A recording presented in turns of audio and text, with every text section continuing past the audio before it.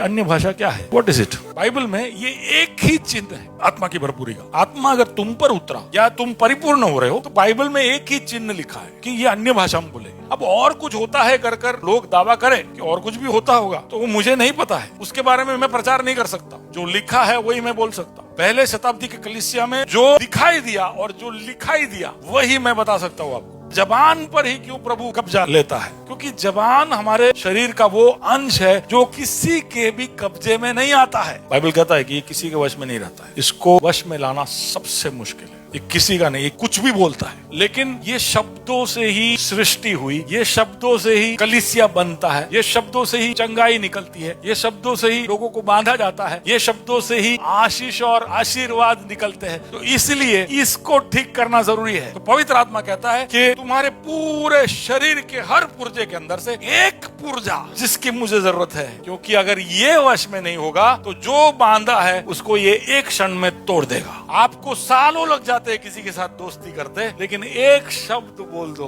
20 सालों की दोस्ती और रिश्ते खत्म। बोले इसको वश में लाना जरूरी है, और इसलिए पवित्र आत्मा जबान पर उतरता है। याकूब के पुत्र में लिखा है कि जबान नरक कुंड की आग से जलता है। तो इसके सोर्स को पवित्र आत्मा उठाकर स्वर्ग की ओर ले जाता है। बाबेल की कहानी जब पढ़ोगे तो उस इमारत के वक्त इंसान की भाषाओं को अलग कर दिया गया था। तब तक इंसान एक भाषा बोलता था, लेकिन फिर नए नए भाषा उद्भव हुए। लेकिन पवित्र आत्मा उतरता है और ये जबान को छूता है और हम कलीसिया की भाषा को एक करता है। जबान को छूकर वो बताता है कि मैं तुम्हें जोड़ रहा हूँ, तुम स्वर्ग की भाषा बोलोगे।